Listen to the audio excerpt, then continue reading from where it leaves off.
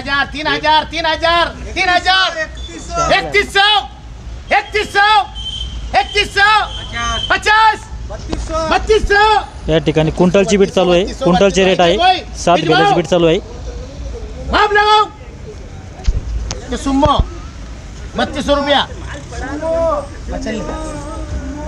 या ठिकाणी काबरा ब्रदर्स दुकान नंबर 11 यांचे मालक 11-12 त्यांच्याकडून आपण जाणून घेऊया की आपल्या या ठिकाणी कोणत्या कोणत्या प्रकारचा गुळ येतो, काय काय बाजारभाव लागतो.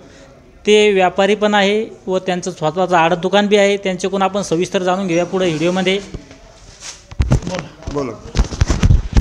हा जो गुळ आहे हा कुठाचा आहे, याला काय दर आहे? ये पुण्या लाईनचा गुळ येत आहे केडगाव 5 किलो केडगाव. पुण्या लाईनचा आहे ना. हा 5 किलो मध्ये आहे हा. हा पुण्याचा आहे.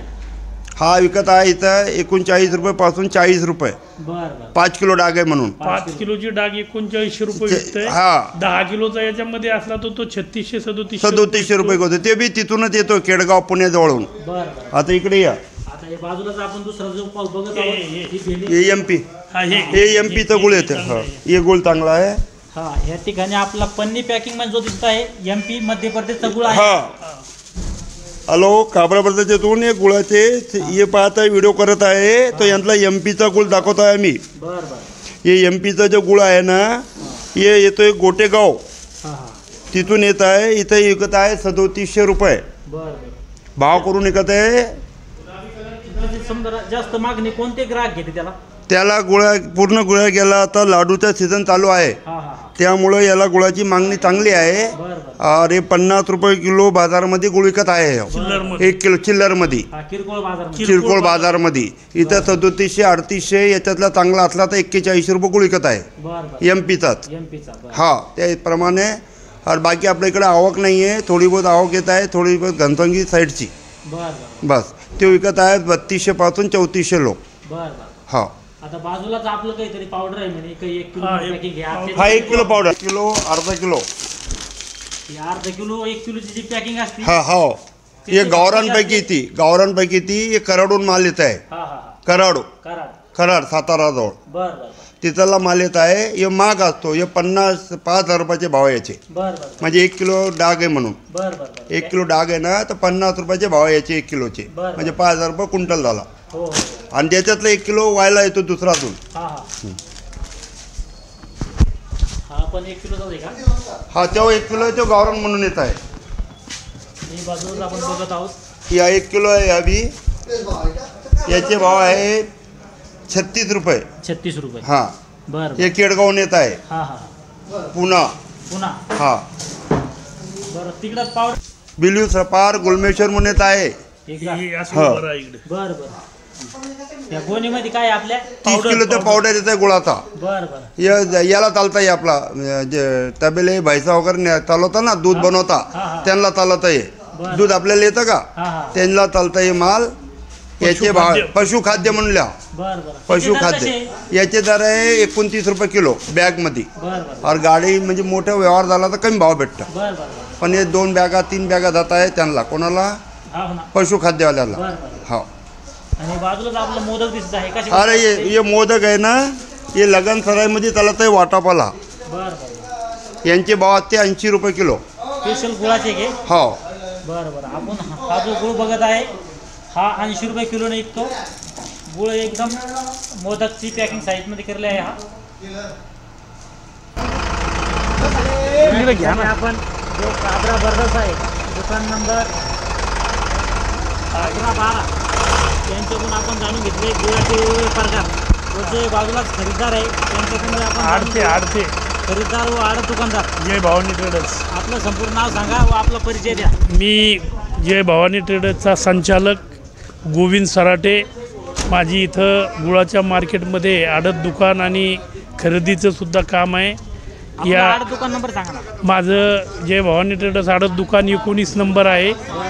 आणि माझ्याकडे आडतमध्ये चांगला माल येत असतो. पण ह्या वर्षी बाजारात अत्यल्प पाऊस असल्यामुळं मालाची आवक ह्या वर्षी कमी आहे. ह्या दिवसामध्ये दरवर्षीच्या तुलनेमध्ये जवळपास 2-3 हजार डागाची आवक राहत असते. परंतु ह्या वर्षी 1800 डागाचीच आवक दररोज येते. आणि गुळाचे भावसुद्धा ह्यावर्षी दरवर्षीच्या तुलनेत खूप मोठ्या प्रमाणात पडलेले आहे.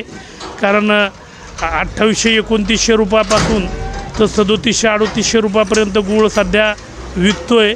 आणि गुळाला गिरायकीसुद्धा यावर्षी दरवर्षीच्या तुलनेमध्ये हलक्या गुळाला गिरायकी खूप कमजोर आहे.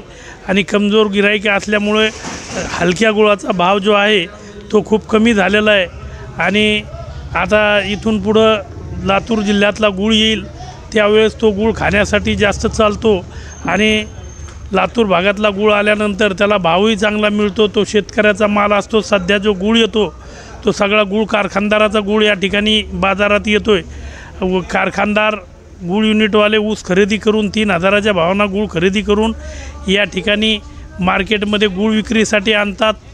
आणि त्यांनासुद्धा ह्यावर्षी कारखाना चालवण्यासाठी परतळ नाही, कारण ऊसाचे भाव खूप वाढलेले आहेत आणि गुळाचे भाव खूप घटलेले आहे. त्यामुळं कारखाना चालवणारे युनिट चालकसुद्धा अडचणीत आहेत. खरीददार आणि व्यापारीसुद्धा अडचणीत आहे. गुळाची आवक कमी आहे, गिऱ्हाईकी कमी आहे. ह्यावर्षी एकदम ह्या 5-7 वर्षात कधी असा इतका कमी गुळ आला नव्हता. इतका गुळ ह्यावर्षी कमी येतो आहे. आणि पुढंसुद्धा अजून आवक काही जास्त वाढायचे अंदाज नाही आहे. आवक अशी कमीच ह्यावर्षी राहील. पुढच्या वर्षी लागवड जास्त ह्यावर्षी ऊसाची झालेली आहे आणि म्हणून पुढच्या वर्षी गुळाची आवक चांगली राहील. आणि गुळसुद्धा ह्यावर्षी इथून जालन्याहून गुळ काही दरवर्षी आउट ऑफ स्टेटला गुळ जात असतो, परंतु ह्यावर्षी गुळाची आवकच नसल्यामुळं हा एवढा गुळ इथं लोकलमध्येच विक्री होतो. बाहेरगावी जासाठी गुळ जास्त नाही आहे. नाहीतर दरवर्षी जालना मार्केटमधून गुजरात तुमचं इकडं पंजाब मुंबई इकडं लांब गुळ जातो, परंतु ह्यावर्षी गुळ कमी असल्यामुळं गुळ जात नाही. आणि दुसरं म्हणजे गुळ पावडरचे फार कारखाने या महाराष्ट्र राज्यात झालेले आहेत आणि म्हणून गुळाची आवकसुद्धा घटलेली आहे. गुळ पावडरचे भाव 2700 रुपये या ठिकाणी येऊन पडतो गुळ पावडर आणि त्याच्यामुळंही गुळाचे भाव घसरलेले आहेत. बरं, हे जे समजा कोणता घटक आपल्या गुळाच्या भावावर परिणाम करतो त्यामुळे आपले गुळाचे भाव पडलेले आहे, आवक बी कमी आहे आणि भाव बी पडलेले आहे, तर काय वाटतं वातावरणाचा प्रभाव असतो का इतर समजा जे आपले काही निर्यात धोरणं असो किंवा आयात धोरणं असो, कोणता तुम्हाला याच्यावर असं वाटतं? भाव पडण्याचं कारण म्हणजे गुळाचा भाव पडण्याचं कारण गुळाचं वाढतं प्रोडक्शन खूप, म्हणजे पावडरमुळं गुळाचे भाव पडलेले आहेत. गुळ पावडरचं प्रमाण मोठ्या प्रमाणामध्ये प्रोडक्शन व्हावं लागलं. त्याचं समजा विक्रीसाठी 500 क्विंटल लागत असलं तर ते 5000 टन तयार व्हावं लागलं दररोज. आणि त्याचं प्रमाण जास्त वाढलेलं असल्यामुळं गुळाच्या भावाची घसरण झालेली आहे. नक्कीच हो, या ठिकाणी म्हणजे जो गुळ उत्पादक शेतकरी असो किंवा गुळ उत्पादक कारखानदार असो किंवा तुमच्यासारखा आडत दुकानदार असो किंवा व्यापारी असो, हा सगळ्याच यामुळे थोड्याफार प्रमाणात संकटात सापडलेला आहे.